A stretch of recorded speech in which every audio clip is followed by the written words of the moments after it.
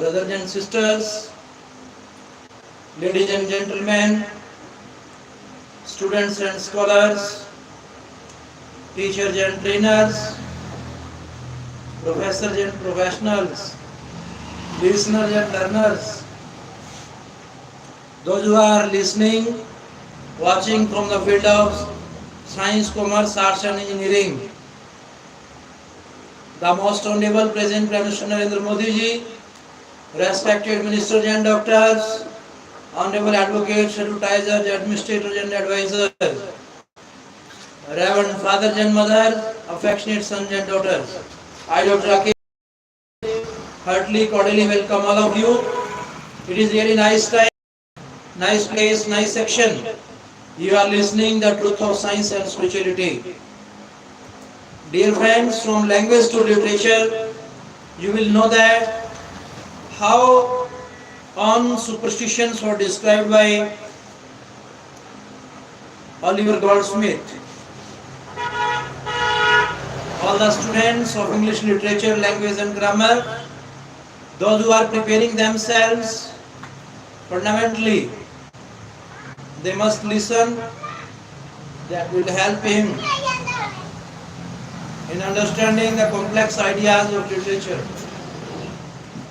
Physical recovery is a matter of the mind as well as of the body. And the slightest shadow on the mind may, in a condition of low vitality, retard and even defeat recovery. Florence Nightingale's almost passionate advocacy of flowers in the sick bedroom was based on the necessity of the creation of a certain state of mind in the patient. There are few more curious revelations in that moving record by M. Duhamel of medical experiences during the war. Then the case of the man who died of a pimple on his nose. That it exists is evident from many irrefutable signs. There are numerous streets in London, and I dare say in other towns too, in which there is no house number 13, and I am told that it is very rare that a bed in a hospital bears that number. The superstition threadbare through it has one is still sufficiently real to enter into the calculation of a discreet landlord in regard to the letting qualities of his house, and into the calculation of a hospital as at the curative properties of a bed. In the latter case, general agreement would support the concession to the superstition, idle though that superstition is. I should have liked to have seen Caesar, and I should have liked to have heard Cicero, but on the balance I think we who inherit this later day and who can jest all the shadows that were so real to them have the better end of time. It is pleasant to be about when the fight is abroad. We do not know much more of the power that turns the handle of this idol's show than our forefathers did. But at least we have escaped the grotesque shadows that enveloped them. We do not look for divine guidance in the entrails of animals or the flight of crows, and the House of Commons does not adjourn at clap of thunder.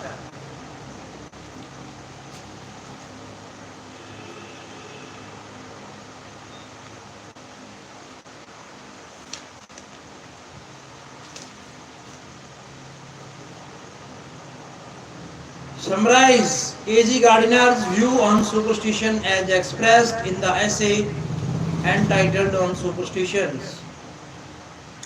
Superstition means belief without any logical reason.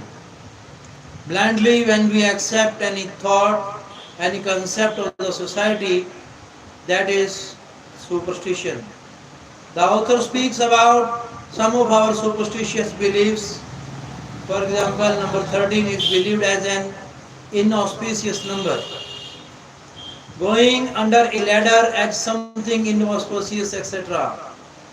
He begins the essay with the mention of number 13 and the fears and anxieties that this number arouses in our minds. He remarks humorously that a murder in house number 13 sends a wave of terror in the hearts and minds of people, but a similar event in house number 7 or 8 goes unnoticed. The writer agrees to the fact that people generally do not find bed number 13 in a hospital. Gardiner gives concession to this superstition in the case of hospitals. He says that physical recovery depends as much on our mental attitude as on our physical health.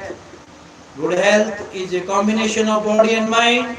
The body can recover health only when our mental state is good and free from fears. Even though the fears may be imaginary, if the mind is sick or tense, our body cannot remain unaffected. It also develops various types of diseases. Similarly, our recovery largely depends on our mood. If we are in a cheerful mood and hopeful of a good health, we become confident of a good recovery. This confidence quickens our recovery. A doubtful, gloomy, pessimistic mind can even stop the process of recovery. That is why it is very important to have a happy and cheerful mood among the English essayist. Patients in hospitals. Patients in hospitals, if bed number 13 arouses doubts about their recovery in the minds of patients, then according to the writer, this number may be scrapped from hospitals. Our main aim in the hospitals is to bring back good health to sick men. We are not fighting a battle against superstitions in our hospitals. It is only for creating a cheerful atmosphere in the hospitals that Florence Nightingale advocated the decoration of sick bedrooms with flowers.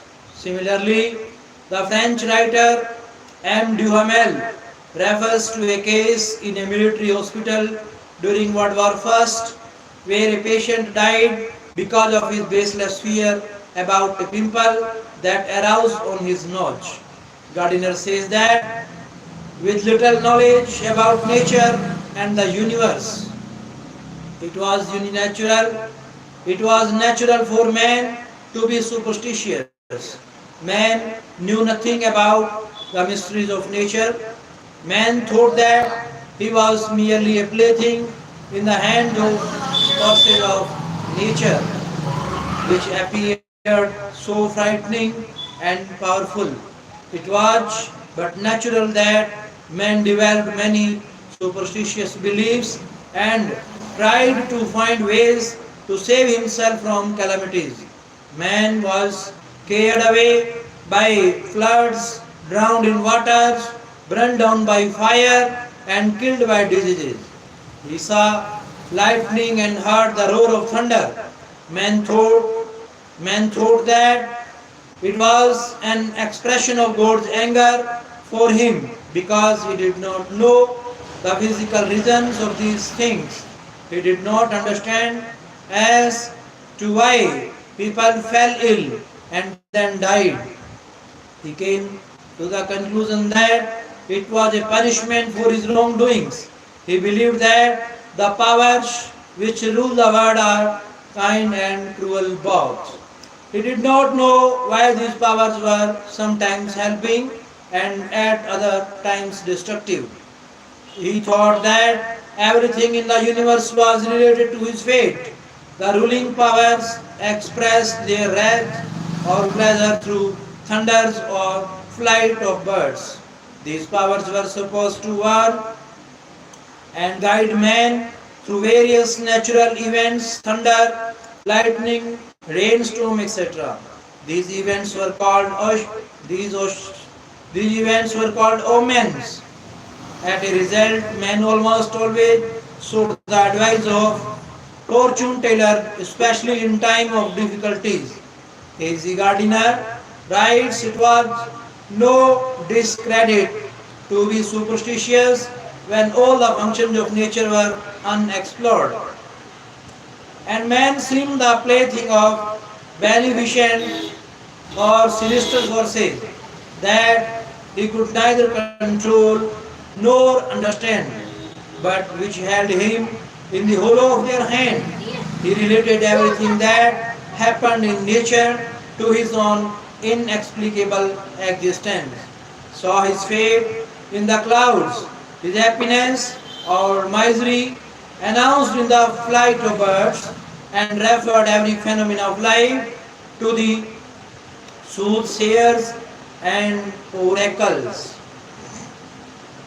Thus, human helplessness and human fear produce superstitious ideas in our minds. Gardiner says that even great men like Caesar and Cicero believed in superstitions. They were superstitious people. Caesar was a great Roman emperor, but he was a superstitious man. He consulted soothsayers and fortune tellers. He took decisions after losing his fat in ammons, after eating his fat in omens. Another great man, Cicero, was a learned philosopher and an orator. Gardiner has all regard for these people and expresses his wish to have heard the orations of Cicero and to have seen Caesar. However, he thinks himself fortunate that he was born in the modern age of science when we know much about nature and natural occurrences. Although we still know very little about God, in this regard, our knowledge is not more than what our ancestors knew. Yet we are not longer in the dark about nature. We are free from the old superstitious beliefs about nature. We realize that all those old beliefs were baseless. We do not have faith in animals' divine powers. We do not postpone our important programs and activities on account of some omens. Superstitions now belong to a creed out one. Superstition was disinherited when science revealed the laws of the universe and put man in his place. It was no discredit to be superstitious when all the functions of nature were unexplored. Even so great a man as Caesar and so modern and enlightened a man as Cicero left their fate to augurs and omens. Cicero lost his life by trusting to the wisdom of crowds, but now we can jest at the superstition that were so real to our forefathers, and therefore we are happier than our forefathers and live in a better age.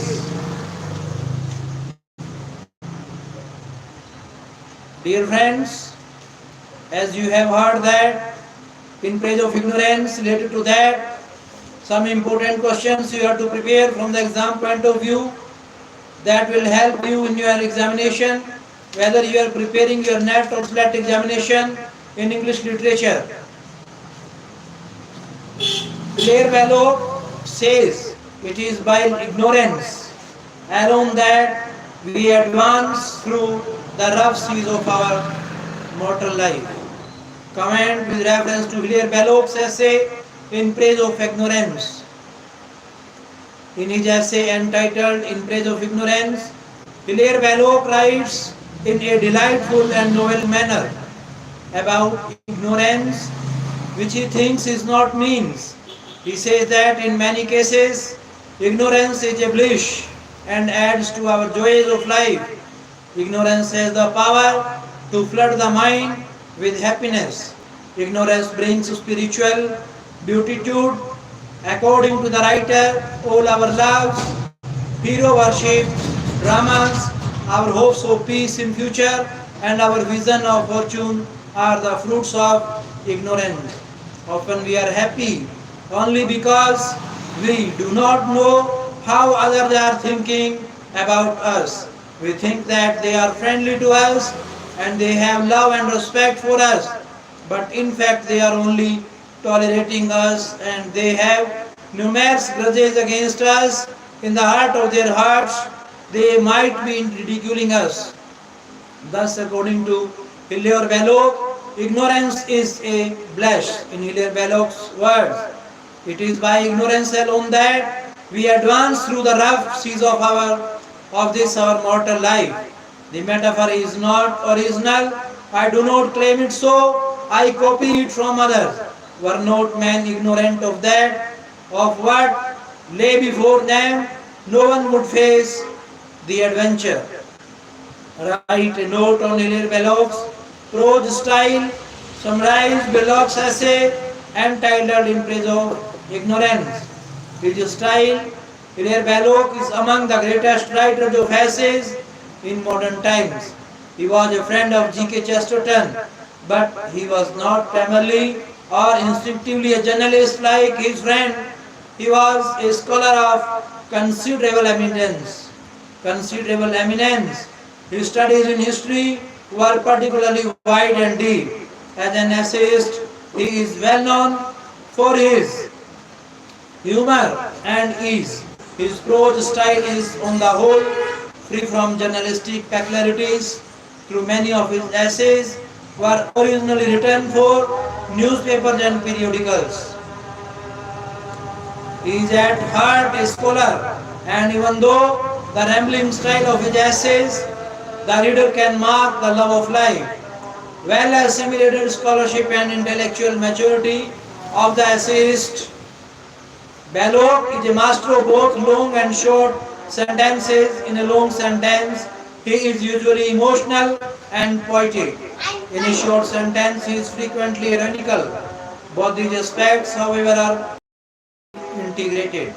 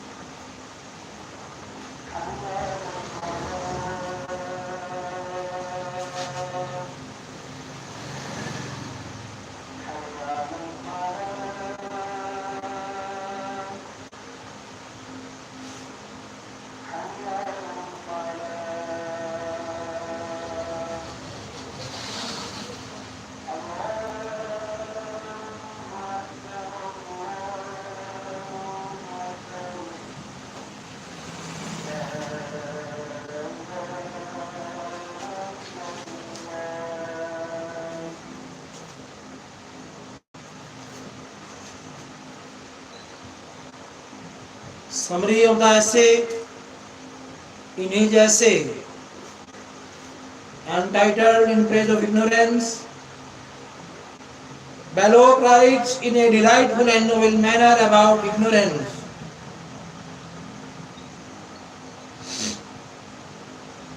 He wrote this essay on the model of Erasmus' book Moria Economium. Moria Encomium, the praise of folly.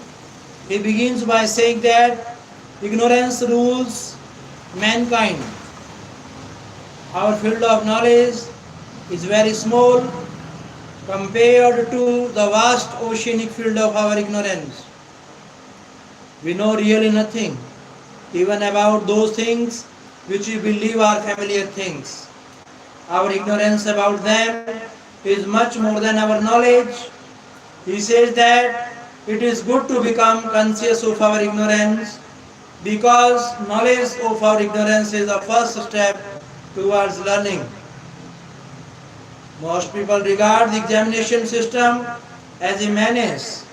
They think that it does no good. However, Hilaire Belloc says that there is one good thing about examination. It reveals to us our ignorance of many of the things which we are supposed to know.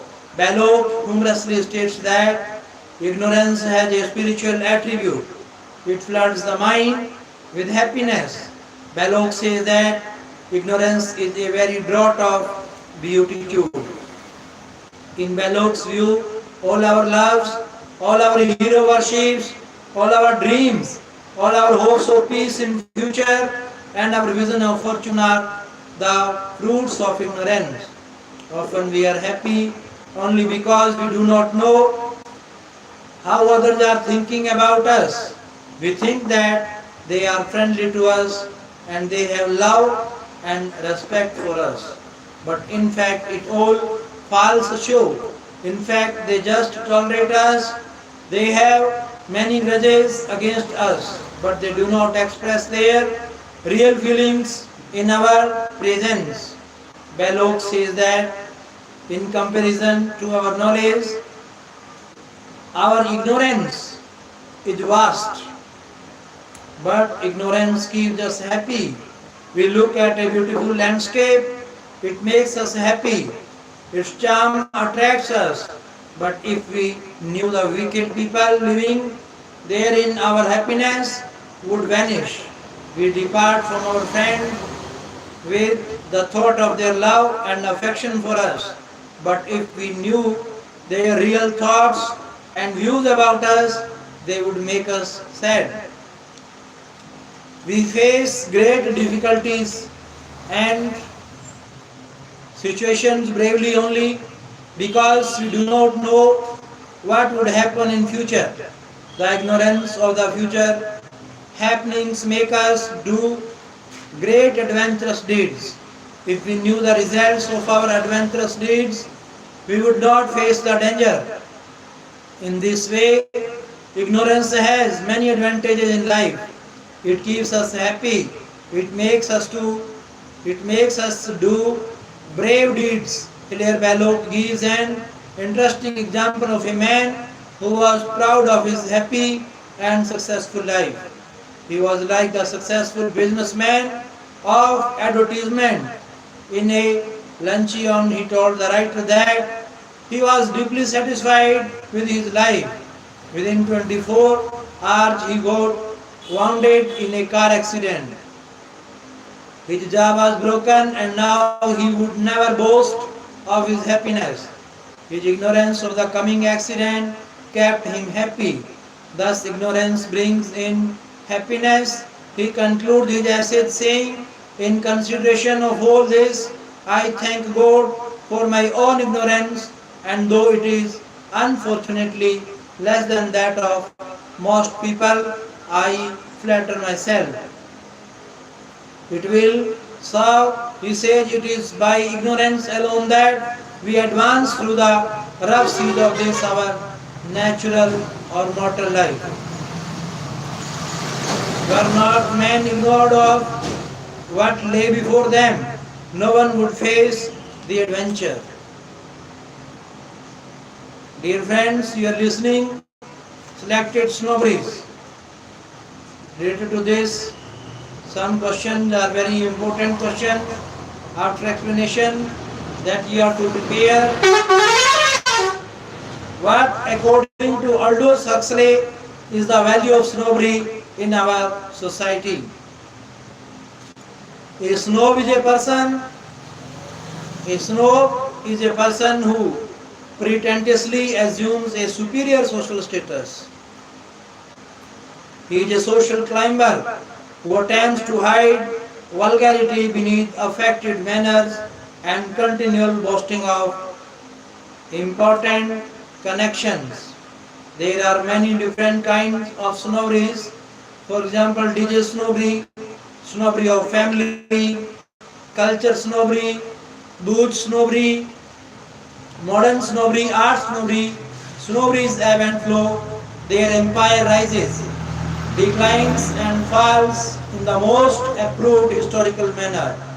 What were good snobberies 100 years ago are now out of fashion. The value of snobbery in general, so far as humanity is concerned, rests in creating and promoting activity. It urges them to do something. A society with a great number of snobs and snobbery is like a dog having plenty of fleas. It does not and cannot remain passive. The followers of each and every snobbery take it as their duty to make unending and continuous efforts as best as they can. They make great sacrifices for the purpose. The society snow must always be busy seeking the company of greatly distinguished person. The modernity snob is always trying to be up to date. Thus, if we appreciate and praise activity as being the object and soul of life, then of course we shall have to admit that all snobberies are good. They are good because all of them excite and create activity. Those who regard the word as illusion and all activity as bad will of course condemn all snobberies. But generally we follow the middle path. We regard some activities as good, others as bad, so we shall approve of and appreciate only such snobberies as stir up and arouse in us better activities. We shall detest such snobberies as excite activities which do not approve of. Dear friends, scholars, learners, those who are listening from the different universities, I heartily congratulate and next question is briefly discuss the various kinds of snobberies enumerated by Aldous Huxley in his essay Selected Snobberies. A snob is a person who pretentiously assumes a superior social status. He is a social climber who attempts to hide vulgarity beneath affected manners and continual boasting of important connections. In his essay, Selected Snobberies, Aldous Huxley mentions many kinds of snobs and snobberies. Some of them are modernity snobbery, art snobbery, digi snobbery, bourge snobbery, snobbery of culture, snobbery of family, snobbery of ignorance and stupidity. Huxley says that there are a large number of snobberies of which now some, now others take pride or place in general esteem. Snobberies ebb and flow, their empire rises, declines and falls in the most approved historical manner. What were good snobberies 100 years ago may now be out of fashion. Here we discuss some of the important snobberies which are at present regarded most important. Modernity snobbery, though not exclusive to our age, has become to assume an unprecedented importance. The relations, the reasons why it has acquired so great an importance are economic. Modern machine production aims at large scale production. Production outruns consumption. Industries thrive on large scale wastage. The sooner a consumer throws away an object he has bought and buys another, the better for the producer. The producer therefore also aims at producing things which are more and more perishable. The modernity snob is the industrialist friend. The industrialist popularizes modernity snobbery through paid for propaganda. The public is taught that Up-to-dateness is one of the greatest of virtues. The newspapers, the radio, and the television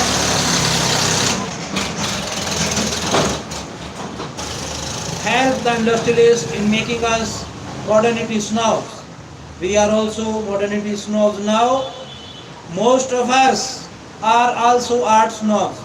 Huxley points out that there are two kinds of art snobs, Platonic and the unplatonic. Platonic art snobs merely take an interest in art. Unplatonic art snobs go further and actually buy art. Platonic art snobbery is a branch of culture snobbery. Unplatonic art snobbery is a hybrid. It is simultaneously a subspecies of culture snobbery and of possession snobbery. A collection of works of art is a collection of culture symbols, and culture symbols still carry social prestige. It is also a collection of wealth symbols. Most art snobs collect only the works of the dead. These are a safer investment. But some art snobs are modernity snobs also. They love works of living artists. Another type of snobbery is a digi snobbery. There are several young men who think that it would be romantic to fade away in the flower of youth, like the English romantic poet Keats or Mary Baskerville, the Russian painter. Huxley says that he has himself met several adolescent consumption snobs. However, there are certain disfiguring and moral diseases about which there has probably never been any snobbery. For example, we cannot imagine that there are any leprosy snob. Boot snobbery is another kind of snobbery. It grew out of American prohibition. The harmful influences of this snobbery are spreading throughout the world. Even in France, the American boot snobbery is making headway among the rich. Boot snobbery has now been made it socially permissible for well-brought-up men and women. The value of snobbery consists in its power to stimulate activity. Society with plenty of snobberies is an ever-active society. Every snobbery demands of its devotees unceasing efforts.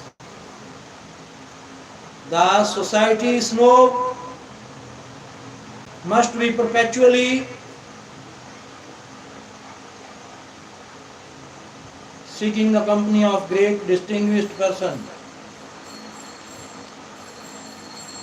The modernity snob can never rest from trying to be up to date.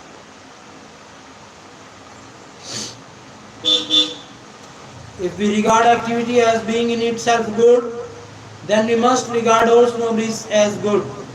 There are some who regard the world as an illusion and all activity as bad. Such persons condemn all snobberies, but most of us follow the middle path. We regard some activities as good and others as bad. So we approve of such snobberies as provoke, describe activities. Define snobbery, what is its value, what kind of snobberies are popular in modern India. A snob literally means a vulgar person. In the social sense, it generally means a person whose conduct or opinion is influenced by consideration of social position or wealth. A snob is a person who pretentiously assumes a superior social status. He is a social climber who attempts to hide vulgarity beneath affected manners and continual boasting of important connections. There are various kinds of snobs, such as modernity snob, social snobs, culture snobs, art snobs, family snobs, etc. Value of snobbery. The value of snobbery consists in its power to stimulate activity. A society with plenty of snobberies is an ever active society. Every snobbery demands of its devotees unceasing efforts. The society snob must be perpetually seeking the company of greatly distinguished person. The modernity snob can never rest from trying to be up to date. If we regard activity as being in itself good, then we must regard all snobberies as good. There are some who regard the world as an illusion and all activities as bad. Such persons condemn all snobberies, but most of us follow the middle path. We regard some activities as good and other as bad. So we approve of such snobberies as provoke desirable activities. Snobbery in modern India. Snobbery of one type or another is common to men. In fact, all men are snobs about something. Men can feel snobbish about most things in the world. So far as modern India is concerned, we find various kinds of snobberies becoming popular. Modernity snobbery is most popular in India, also as it is popular elsewhere. Fashionable youth in India try to be most up to date in everything, including fashion in dress. Sometimes they overdo it. Art snobbery is popular among the higher sections of society. Here, unplatonic art snobbery is more popular. Culture snobbery is also equally important. Dress snobbery is also becoming more and more popular, especially among the rich fashionable ladies and the young boys and girls. Snobbery of family is also quite prevalent in India, and even top political leaders boast of belonging to great families. Possession snobbery is also important in our country. Another kind of snobbery, which is peculiar in India is language snobbery. People in India still regard ability to speak in English as a mark of prestige and high position. Having convent education is supposed to be in mark of high social prestige, a mark of social high social prestige. It is strange that this is growing very fast. The number of English medium schools is increasing very rapidly. Society snobbery is also very popular here. Caste snobbery is very peculiar in India. Brahmins consider themselves superior to other caste. Even today, people of other caste regard them superior. They give them gift on social occasions. What does Huxley mean by platonic and unplatonic art snobbery? What is the value of art snobbery? Art snobbery is one of the most important snobberies. Most of us are art snobs. There are two kinds of art snobbery, platonic and unplatonic. Platonic art snobs are those who merely like art. Unplatonic art snobs actually buy art. Art snobs are also culture snobs. Platonic art snobbery is a branch of culture snobbery. Unplatonic art snobbery is a hybrid. It is simultaneously a subspecies of culture snobbery and of possession snobbery. A collection of works of art is a collection of culture symbols. Culture symbols carry social prestige. They increase one's prestige in social circles of upper class society. It is also a collection of wealthier symbols. Most art snobs collect only the works of the dead. These are a safer investment. Some art snobs are modernity snobs also. They love works of living artists. The value of art snobbery is thus in its increasing social prestige. It is a mark of wealth also. What does snobbery do in a society? On what basis can we differentiate between good and bad snobberies? Snobbery creates and promotes activity in society. It urges the people to do something. A society with a great number of snobs is a very busy society. It cannot remain passive. Huxley says that a society with a great number of snobs and snobberies is like a dog having plenty of fleas. It does not and cannot remain passive.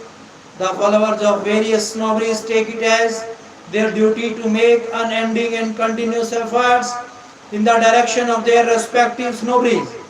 The snobs make great sacrifices for the purpose. The society snob, for example, is always busy seeking the company of distinguished person. The modernity snob is always busy trying to be up to date. Snobberies promote activities. But activities may be good or bad. Such snobberies that promote good activities are good snobberies, and those which promote bad activities are bad snobberies. Snobbery of one type or another is common to men. In fact, all men are snobs about something. Men can feel snobbish about most things in the world. So far as modern India is concerned, we find various kinds of snobberies. Why would it be an exaggeration to say that there is nothing about which man cannot feel snobbish? Snobbery of one type or another is common to men. All men are snobs about something. Men can feel snobbish about most things.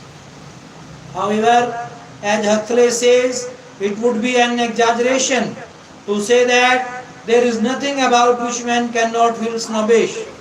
There are certain things about which man cannot feel snobbish.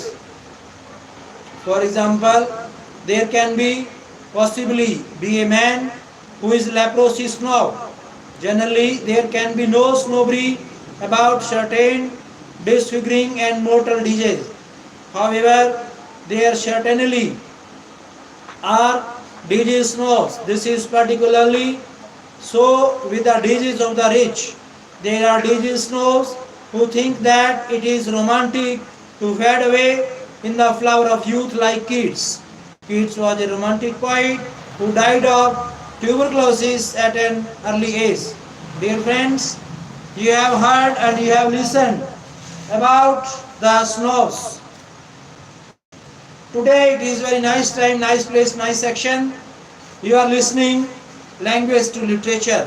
We are discussing a poem of 8th standard NCERT syllabus, The Summit Within. Name of the poet is H.P.S. Ahluwalia. Major H.P.S. ahluwalia 1965 में mount Everest के प्रथम सफल भारतीय अभियान दल के सदस्य थे। जब वे विश्व के उच्चतम बिंदु पर खड़े हुए तब उन्होंने कैसी अनुभूति की, आइए उनकी कहानी उनके ही शब्दों से सुनते हैं। पर्वत शिखर पर चढ़ना और फिर इससे भी अधिक कठिन कार्य है आंतरिक शिखर पर चढ़ना। भाइयों बहनों, क्या महान संदेश इस कविता के माध्यम से कवि ने हमारे भारतीय स्कॉलर्स लर्नर्स को प्रदान किया है।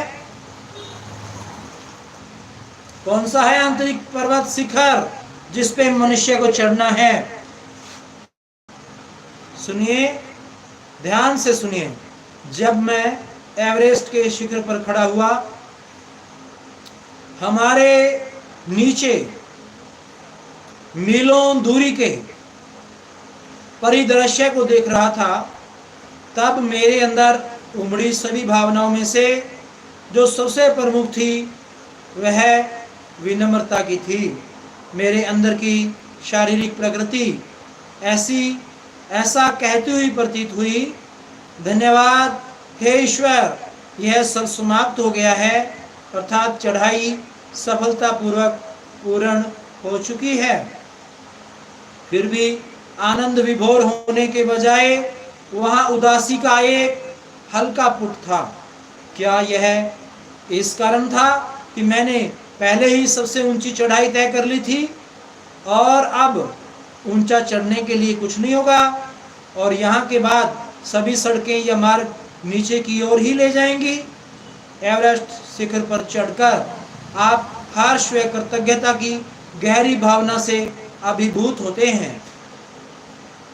यह एक वह आनंद होता है जो जीवन भर चलता है। यह अनुभव आपको पूर्ण रूप से परिवर्तित कर देता है।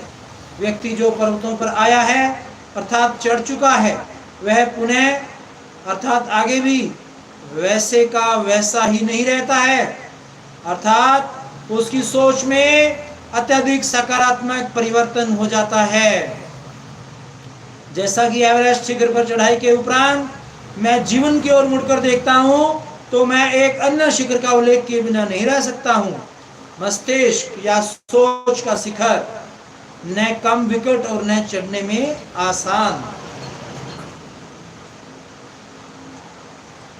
खींचना,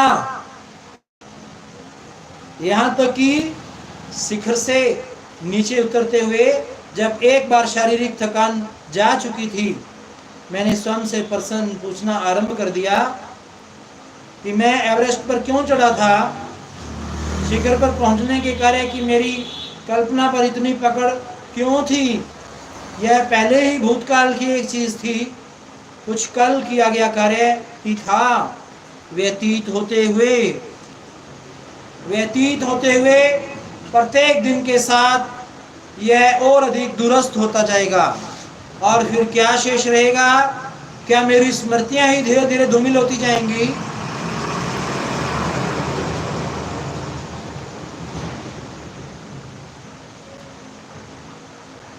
ये सभी विचार मुझे स्वयं से प्रश्न करने की ओर ले गए।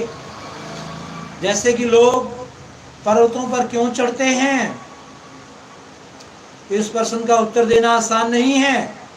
सरलतम उत्तर होगा, जैसा कि अन्य कह चुके हैं, क्योंकि यह वहाँ है, अर्थात यह कठिनतम पर्वत वहाँ स्थित है। यह पर्वत बड़ी कठिनाइयां पेश करता है। व्यक्ति बाधाओं पर काबू पाने में आनंद लेता है। एक पर्वत पर चढ़ाई करने में जो बाधाएं हैं वे शारीरिक हैं। एक शिखर पर एक चढ़ाई का अर्थ है सहन शक्ति, कृत संकल्पना और इच्छा शक्ति, patience, endurance, strong determination and will power. इन शारीरिक गुणों का प्रदर्शन निसंदेह रोमांचकारी है, जैसा कि यह मेरे लिए भी था। मेरे पास इस प्रश्न का एक और अधिक निजी उत्तर है। I have a more personal answer of it. मेरे बचपन से ही मुझे पर्वतों द्वारा आकर्षित किया गया था। Since my childhood, I was attracted by mountains.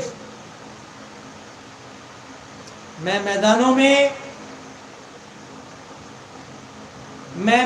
में in the plains, जब पर्वतों से दूर हुआ, when I went away from the hills or mountains, तो बहुत उदास व गुमसुदा सा रहा था। I felt depressed, frustrated. पर्वत प्रकृति का श्रेष्ठतम रूप है। Mountains are the sublime form of the nature. उनकी सुंदरता व प्रभावशीलता एक बड़ी चुनौती पेश करती है। What a challenge is expressed by the beauty and influence of the mountains. और बहुत से लोगों की भांति मैं विश्वास करता हूँ, I believe, पर्वत ईश्वर से विचारों के आदान प्रदान करने का एक साधन है। Mountains are the sources to meet, to interview with the presence of God. एक बार यह मान लेने पर, if one time you have accepted, person यह बना रहता है, एवरेस्ट ही क्यों, वाई ओनली एवरेस्ट? क्योंकि यह उच्चतम है, because of its height, because of the greatest height, because it is the highest. सबसे शक्तिशाली, कठिन है, और इसे पूर्व के काफी प्रयासों को असंभव किया हुआ है। यह व्यक्ति की ऊर्जा का अंतिम छोटा अंश तक ले लेता है। यह चट्टान व बर्फ के साथ एक प्रतिरोधी संघर्ष है। एक बार अपनाने पर, अर्थात चढ़ाई आरंभ करने पर, इसे आधे रास्ते में नहीं छोड़ा जा सकता है, चाहे जब इसका जीवन ही दांव पर हो। वापसी का रास्ता उतना ही कठिन है जितना कि आगे की ओर का। और तब जब शिखर पर चढ़ा जाता है तो वहां आहदाद होता है, कुछ कर चुके होने का हर्ष, युद्ध लड़ने व जीतने का भाव, वहां एक विजय का वह प्रसन्नता का भाव है। एक चोटी को दूरी से देखने पर मैं दूसरे लोक में पहुंच जाता हूँ। मैं स्वयं के भीतर जो परिवर्तन महसूस करता हूँ उसे केवल आध्यात्मिक कहा जा सकता है। अपनी सुंदरता, एकांतता, शक्ति, उबड़ खाबड़ स्थिति और कठिनाइयां जिनका मार्ग में सामना किया जाता है के द्वारा पर्वत चोटी मुझे अपनी ओर खींचती है, जैसा कि एवरेस्ट ने किया। यह एक चुनौती है जिससे अपने को रोकना कठिन है।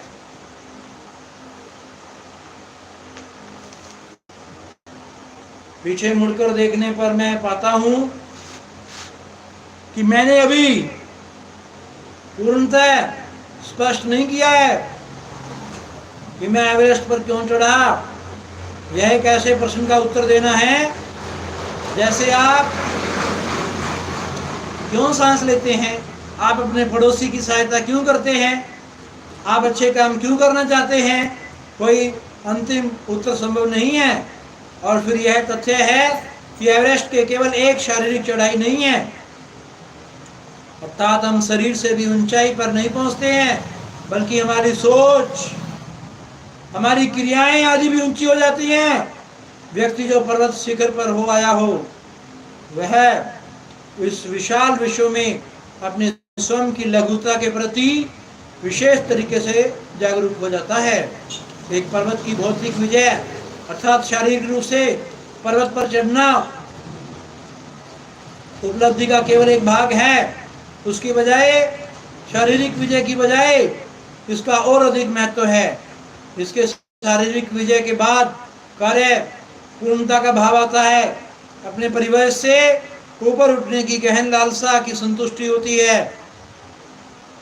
यह व्यक्ति में साहसिक कार्यों के प्रति शाश्वत प्रेम है। अनुभूति केवल शारीरिक नहीं होती है, यह संवेगात्मक होती है, यह आध्यात्मिक होती है। शिखर की ओर अंतिम ऊंचाइयों पर एक कठिन चढ़ाई का विचार करें। आप दूसरे आरोहक के साथ एक रस्से में साझेदारी कर रहे हैं। आप दृढ़ बने रहते हैं। आप अर्थात साथी आरोहक कठोर बर्फ को काटकर सीढ़ियां बनाता है, फिर वह अर्थात रस्से को लपेटकर बांधता है और आप अपना रास्ता धीरे धीरे तय करते हैं। चढ़ाई कठिन है। आप प्रत्येक नस खींचते हैं अर्थात पूरी शक्ति लगाते हैं। जैसे ही आप एक एक कदम उठाते हैं, प्रसिद्ध पर्वतारोहियों ने दूसरों द्वारा अर्थात उन्हें दी गई सहायता का रिकॉर्ड छोड़ा है। उन्होंने यह भी दर्ज किया है कि उन्हें केवल यह सहायता कैसे आवश्यक थी, अन्यथा वे परित्याग कर चुके होते हैं अर्थात चढ़ाई बीच में ही छोड़ चुके होते। श्वसन कठिन है अर्थात सांस लेना कठिन हो जाता है। आप इसकी चढ़ाई के लिए अपने आप को अनुमति देने के लिए स्वयं को कोसते हैं। आप हैरान होते हैं कि आपने कभी भी चढ़ाई आरंभ क्यों की। ऐसे क्षण आते हैं जब आप वापस जाने जैसा महसूस करते हैं। ऊपर की बजाय नीचे जाना यह केवल राहत ही देगा। किंतु लगभग तुरंत ही आप उस मन स्थिति से बाहर आते हैं। आप में कुछ है जो आपकी संघर्ष छोड़ देने की अनुमति नहीं देता है और आप बढ़ना जारी रखते हैं। आपका साथी आपका साथ बनाए रखता है मात्र 50 फीट और या शायद 100। आप स्वयं से पूछते हैं क्या कोई अंत नहीं है? आप अपने साथी की ओर देखते हैं और वह आपकी ओर देखता है। आप एक दूसरे से प्रेरणा ग्रहण करते हैं और फिर इसके बारे में प्रथम जानकारी के बिना ही आप शिखर पर होते हैं। शिखर से चारों ओर देखते हुए आप स्वयं से कहते हैं कि यह सार्थक है। बादलों के बीच से अन्य श्वेत चोटियां दिखाई पड़ती हैं। यदि आप सौभाग्यशाली हैं तो सूर्य उन पर हो सकता है। चारों ओर की चोटियां आपके शिखर की गर्दन के चारों ओर एक रतन जड़ित गले के हार की भांति दिखाई देती हैं। नीचे आप देखते हैं कि विस्तृत घाटियां दूर तक फैली हुई हैं। एक पर्वत शिखर से केवल नीचे देखना ही एक उन्नत स्मृत करने वाला अनुभव है। आप सादर झुकते हैं, वह नमन करते हैं। आप जिस भी इष्ट की आराधना करते हैं।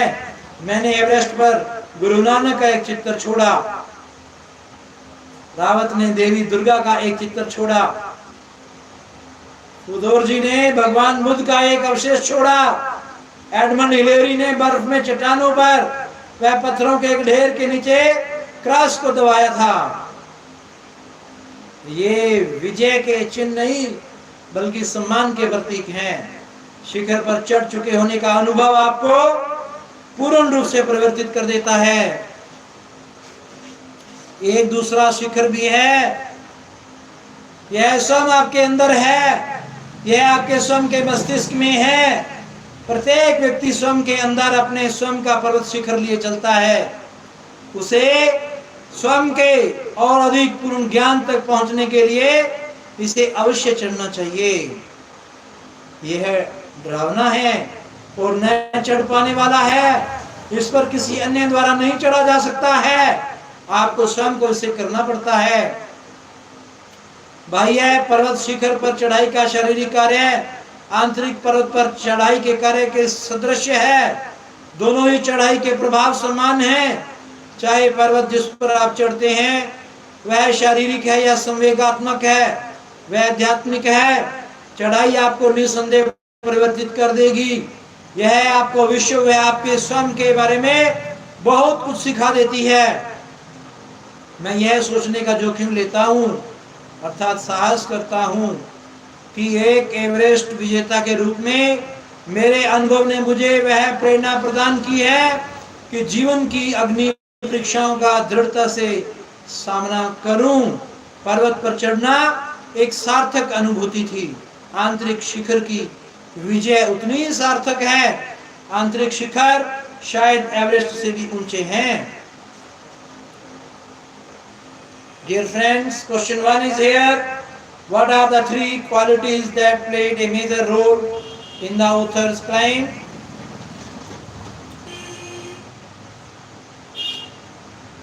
Endurance, persistence, and willpower are the 3 qualities that played a major role in the author's climb. Why is adventure, which is risky, also pleasurable? Its answer is, the adventure which is risky is also pleasurable because man takes delight in overcoming obstacles. After having done something adventurous, man feels the sense of battle fought and won. Man has the feeling of victory and happiness. Next question number 3 is, what was it about Mount Everest that the author found irresistible? Answer is the beauty, aloofness, might, ruggedness, and the difficulties encountered on the way of Mount Everest were the features that the author found irresistible. Next question, one does not do it. Means climb a high peak for fame alone. What does one do it for? Really? Answer is really.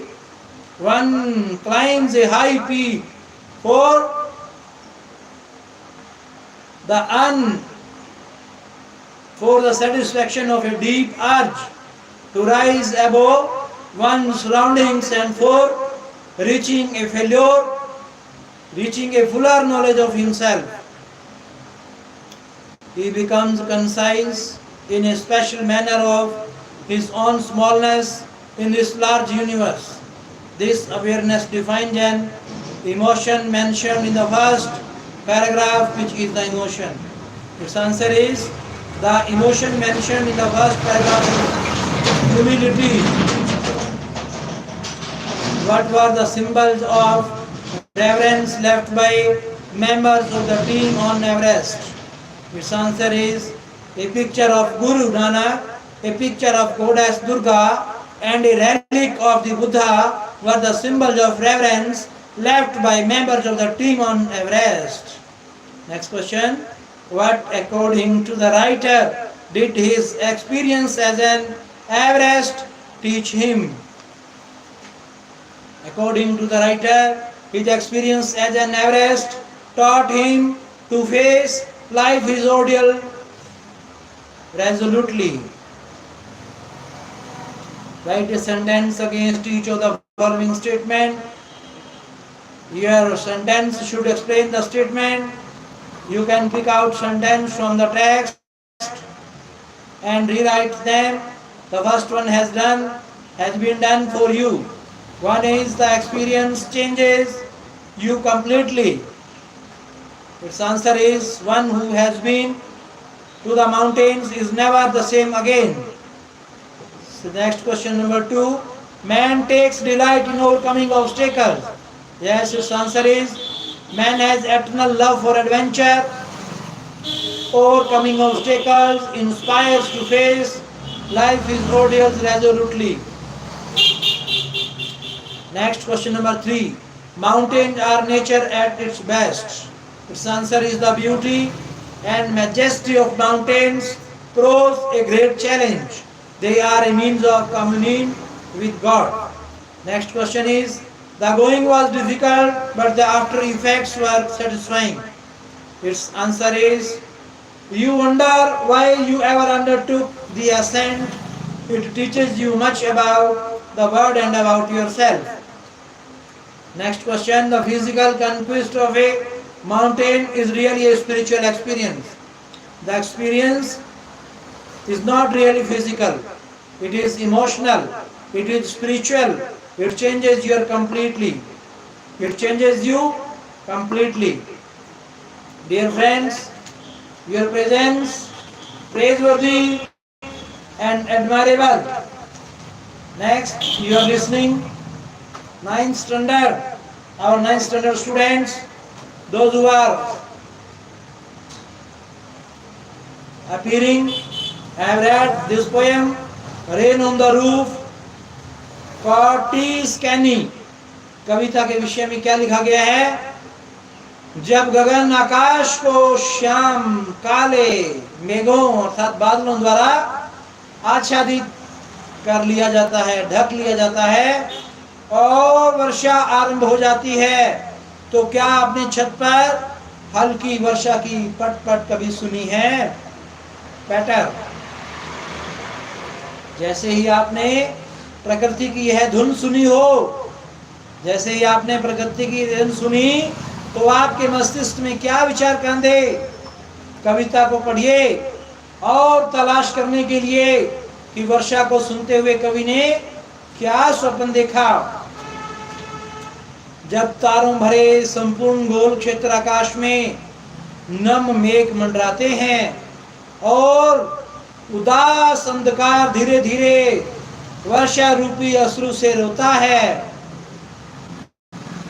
कोठीज कक्ष में बिछे बिस्तर के तकिए को दबाने अर्थात लेटने में और लेटे हुए ऊपर छत पर हल्की वर्षा की पट-पट सुनने में कितना परम सुख है। जब मैं छत पर वर्षा की पटपट सुनता हूँ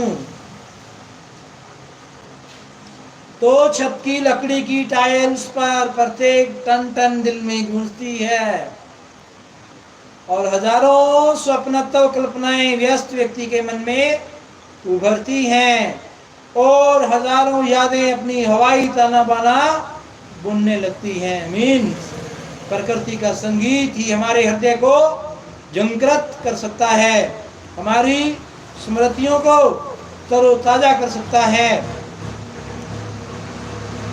कवि स्वप्न में फिर लीन है और कहना है और कहता है, मेरी स्मृति में अब मेरी माँ आती है, जैसे कि बीते हुए वर्षों में वह किया करती थी कि उषा काल तक उन्हें छोड़ने से पूर्व वह अपने प्रिय स्वप्न दृष्टाओं को निहारा करती थी। अरे मैं अर्थात उसकी माँ की स्नेहपूर्ण दृष्टि को स्वयं पर अनुभव कर रहा हूँ, जैसे ही मैं इस टेक अर्थात प्रकृति के संगीत को सुन रहा हूँ जो कि छत की लकड़ी की टाइल्स पर वर्षा की पटपट द्वारा उत्पन्न की जा रही है। भाव माँ सदैव संतुष्ट करती है, माँ सदैव संपुष्ट करती है, चाहे वह जन्म देने वाली हो या पालने वाली धरती माँ प्रकृति हो। उसकी स्मृति में रहना वह आना सत्य ही है।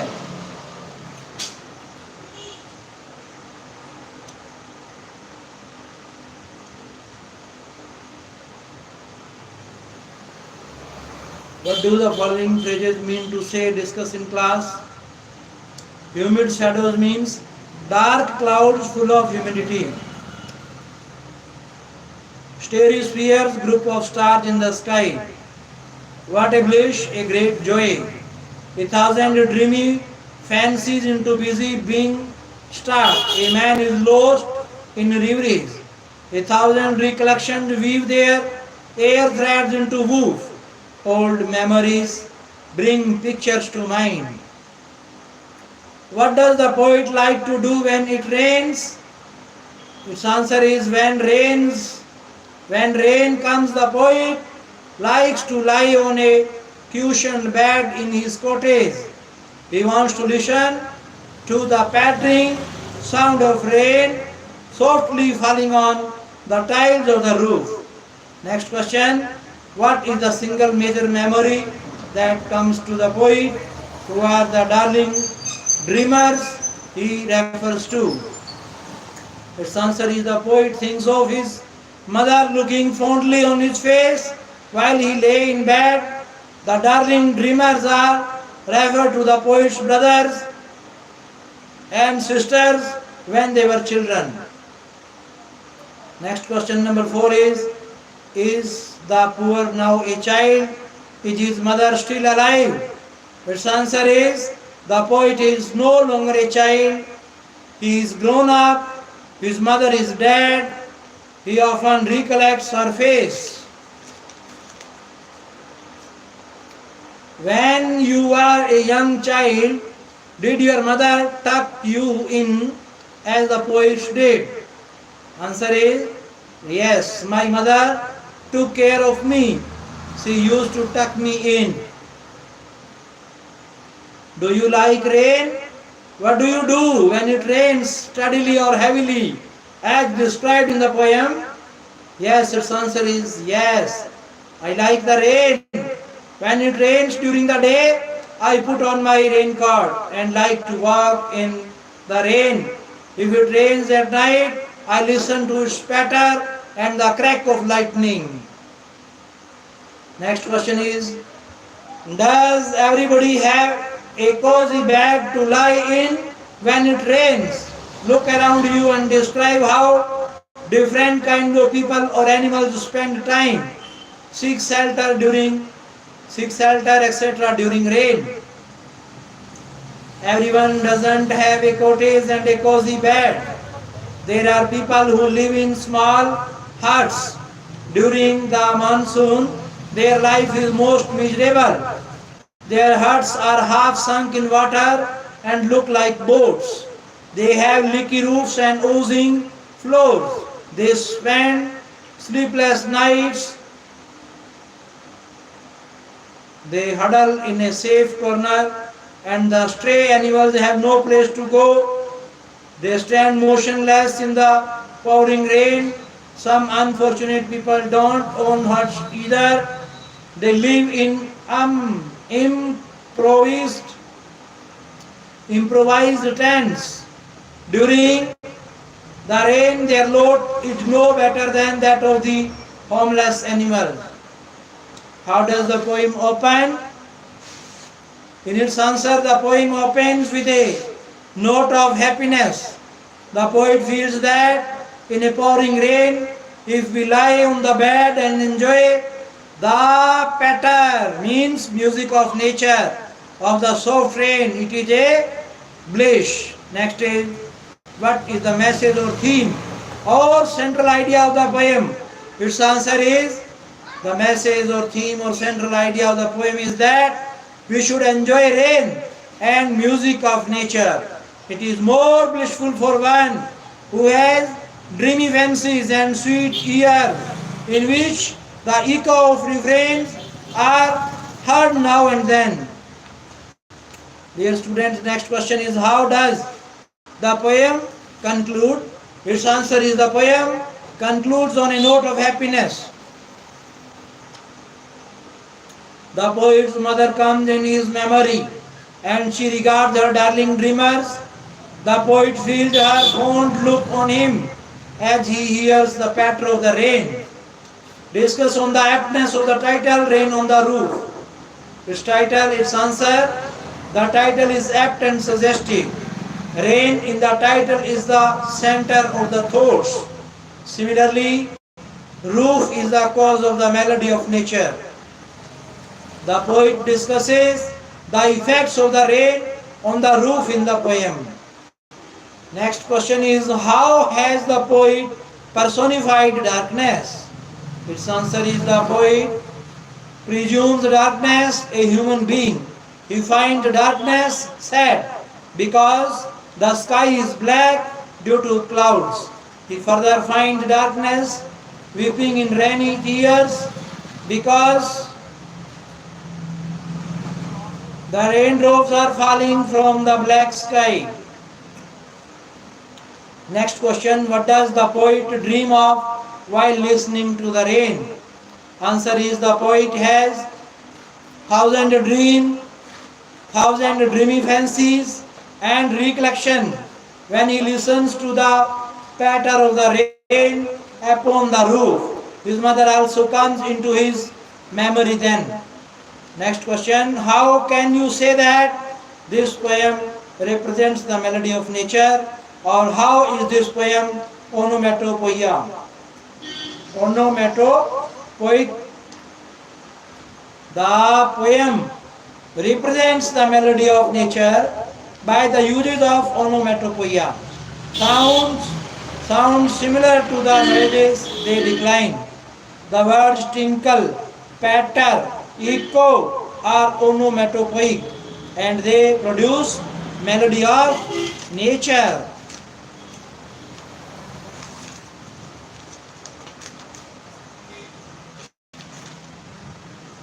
Scholars, listeners, learners, readers, those who are appearing, sitting and understanding different kind of words, thoughts, ideas regarding the English literature, language and grammar, you are improving your skills while listening. This is the listening skill. Attentively as you are listening, the question answers related to the black aeroplane. As we have read two stories about flying. One was his first flight by line O. Flaherty, and second is the black aeroplane, Frederick Forsyth. Now you are listening the question answers related to the black aeroplane. I will take the risk. Question 1 is I will take the risk. What is the risk? Why does the narrator take it? Its answer is there is risk to fly the old Dakota aeroplane through the storm clouds. The narrator wants to reach home and to have a good big English breakfast. So he takes this risk. Next question number 2. Describe the narrator's experience as he flew the aeroplane into the storm. Its answer is the narrator took risk by flying the aeroplane into the storm. The old aeroplane jumped and twisted in the air. The compass and other instruments turned dead. Then he saw another aeroplane. Its pilot was waving to follow. This strange aeroplane guided him to safe landing. Why does the narrator say, I landed and was not sorry to walk away from the old Dakota? Its answer is, the narrator says so because the old Dakota carries him on the verge of death with dead compass, dead radio and other instruments. Now it was of no use. Moreover, he wanted to get home for a good big English breakfast. Next question. What made the woman in the control center look at the narrator strangely? Look at the narrator strangely. Its answer is the narrator asked the woman in the control center about the pilot of the another plane which guided him in safe landing. No other aeroplane was flying there in the storm clouds. So the mentioning of the narrator about the another aeroplane made that woman look strangely. Who do you think helped the narrator to reach safely? Discuss this among yourselves and give reasons for your answer. Its answer is it was narrator's imagination, experience and determination. Under tension, he took the shape of the clouds as a real aeroplane. This helped him in mustering up the courage. His experience and his tenacity for a good big English breakfast guided him to a safe landing. Dear friends, next question. How did the narrator experience when he flew the aeroplane into storm? After he had left Paris 150 kilometers behind him, he saw huge black storm clouds. He took the risk and flew his old Dakota into the clouds. Everything was suddenly black and outside. Everything was suddenly black outside. The old aeroplane jumped and he twisted in the air. The compass, the radio and other instruments were suddenly dead. He could not see whether he was. He could not see where he was. He was lost in the storm. He saw another aeroplane flying next to him. He followed it. He had enough for only 5. He had enough fuel for only 5 or 10 minutes more. Suddenly he came out of the clouds and saw an airport. Next question number 2. What happened after he had contacted Paris control room? Answer is, and instructed by the Paris control room, he turned the Dakota 12 degrees west toward England. He also switched over to his second and last fuel task tank. When he had left Paris 150 kilometers behind him, he saw huge black storm clouds.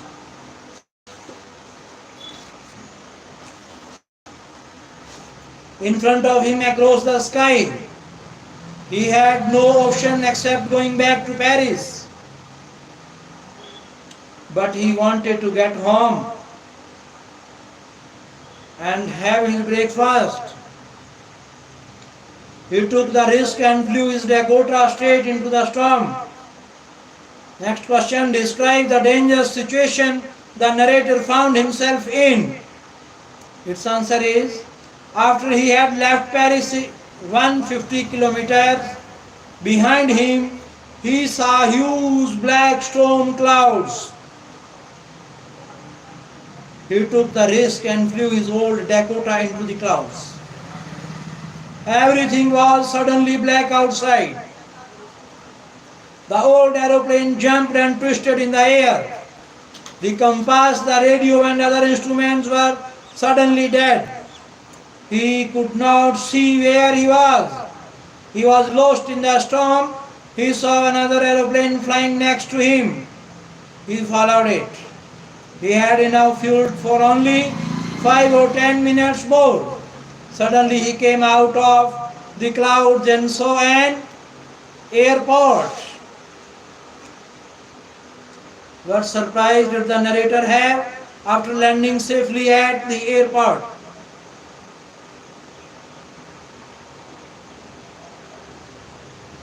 When the narrator came out of the storm, he saw two long straight lines of lights in front of him.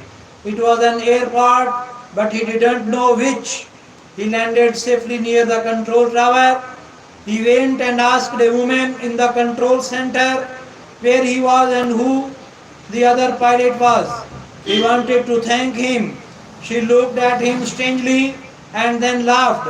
She said that no other planes were flying that night and it was the only one she saw on the radar. It was a big surprise for him. Next question. Justify the title of the story, The Black Aeroplane. The title of the story is apt and suggestive. The whole story centers around the black aeroplane that saves the narrator's aeroplane from a certain crash and disaster. This plane, the black aeroplane, arouses the curiosity of the readers and they remain a suspense about it. However, it is only at the end of the story that the reader comes to know the fact there was no other plane flying at that time, no account of storm. The narrator's plane was the only one that came on the radar. Next, draw a character sketch of the narrator pilot. The narrator pilot has many qualities of head and heart. He is an expert in the art of flying aircraft. He flies an old Dakota once he is trapped in stormy black clouds. All the instruments in his aeroplane become suddenly dead. The compass and the radio fail to work. Even then he keeps his nerve and follows another aeroplane. The black aeroplane that happens to be flying next to his plane. It is his determination, courage and skill that save him. He loves his family and takes great risk to be with it. Next question, compare and contrast the flights of the young seagull and that of the narrator pilot. The young seagull and the narrator both have to face difficulties in their flights, but they both come successfully out of those difficulties. The seagull is afraid to make his first flight. His mother takes advantage of his maddening hunger and tricks him into making it. In contrast, the narrator pilot is fearless and enjoys his flight. Back home, he risks his life and flies his aeroplane into the storm clouds. However, it is his determination, courage and skill that help him. The seagull too faces danger to his life but comes out successfully as soon as he sheds his fear. What was the impact of the storm on the narrator's aeroplane?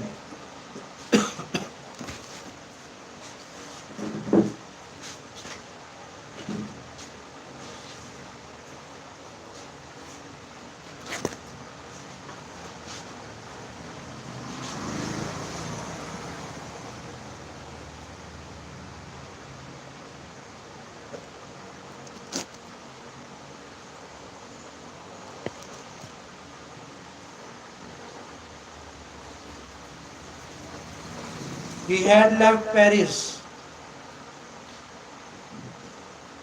about 150 kilometers behind when he saw the storm clouds.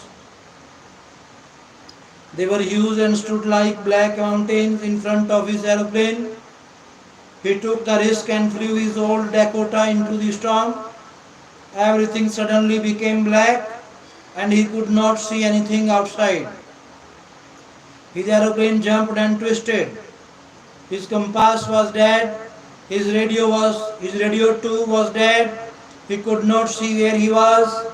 He was lost in the storm.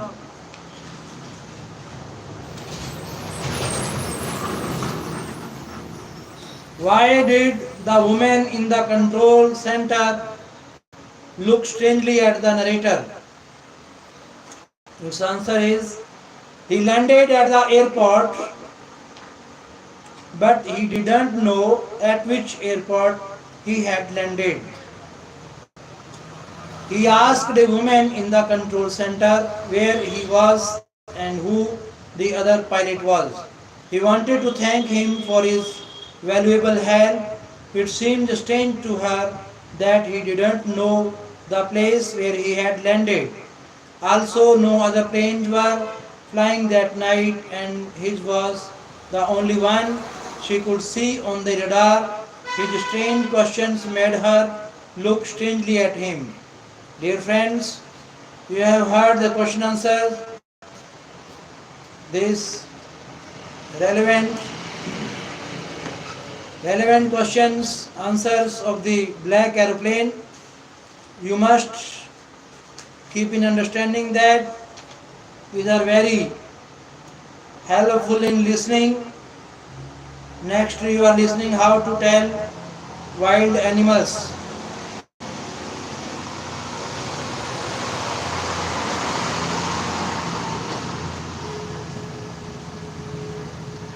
How to tell wild animals, written by Caroline Wells. यह हास्यपूर्ण कविता जंगली जानवरों को पहचानने अर्थात बताने के कुछ खतरनाक तरीके सुझाती है। इसे ऊंचे स्वर में पढ़ें, एक जोरदार व लगातार लय बनाए रखते हुए। यदि आपको पूर्व एशिया के जंगलों में जाने का अवसर मिले और यदि आपकी तरफ एक विशाल और भूरे पीले रंग का जानवर बढ़े और यदि वह आप पर इस प्रकार गुर्राए जैसे कि आप मर रहे हो, तो आप जान जाएंगे कि यह एशिया का शेर है। कवि यहाँ एशिया के शेर को जानने और पहचानने का हास्यपूर्ण व खतरनाक तरीका बता रहा है, अर्थात वह मृत्यु के भय का संकेत दे रहा है। अथवा यदि किसी समय जब इधर उधर घूमते हुए एक भद्र या सज्जन जंगली जानवर जिसकी पीली खाल पर काली धारियां हैं आपका अभिवादन करता है, तो केवल यह ध्यान दो कि कहीं वह आपको खा तो नहीं जाएगा। यह साधारण सा नियम बंगाल के बाघ को पहचानने में उसकी शायद सहायता कर सकता है। अर्थात कवि यहाँ बंगाल के बाघ को पहचानने का हास्यास्पद खतरनाक तरीका बता रहा है। यदि आगे चहलकदमी करते हुए आप एक जानवर को देखते हैं जिसकी खाल पर काली मिर्च जैसे धब्बे हैं और जैसे वह आप पर घात लगाता है तो आप जानेंगे कि वह तेंदुआ है। दर्द से चिल्लाने से आपका कोई भला नहीं होने वाला है, वह आप पर केवल बार बार उछलेगा ही। भाव कवि यहाँ किसी तेंदुए को पहचानने का तरीका जीवन की कीमत पर बता रहा है।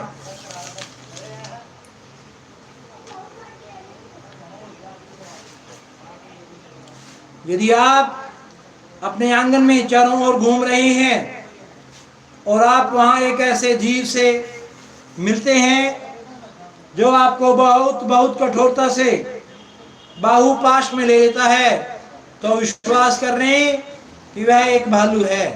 यदि आपको कोई संदेह है, तो मेरा अनुमान है कि वह आपको केवल एक बार और प्यार से स्पर्श करेगा। भाव कवि कहता है कि भालू को पहचानने का तरीका निराला है। वह व्यक्ति पर आक्रमण करते समय उसका आलिंगन करता है, इसी से उसकी पहचान होती है।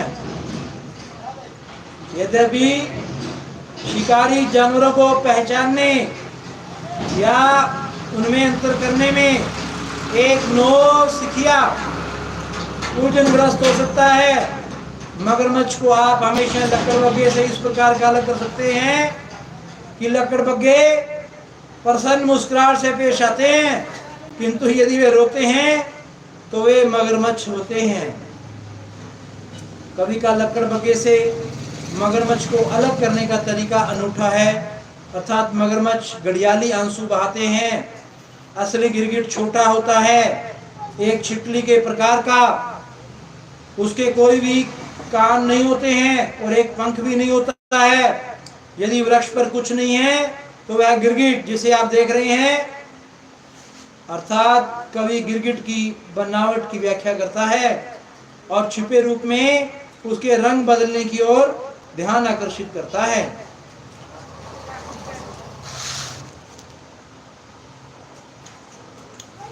Dear friends, you are listening question answers related to this poem. Does dying really rhyme with lion? Can you say it in such a way that it does? Answer is the word dying in its short form rhymes to some extent to lion, but its full form dying doesn't rhyme with it. Next question number 2. How does the poet suggest that you identify the lion and the tiger? When can you do so according to him? Its answer is we can identify the lion when he roars at us as we are dying. We can identify the Bengal tiger when he eats us. According to him, we can do so when we are dying. Next question number 3. Do you think the words leapt and leapt in the third stanza are spelled correctly? Why does the poet spell them like this? Answer is, I think the words leapt and leapt in the mind in the third stanza are not spelled correctly.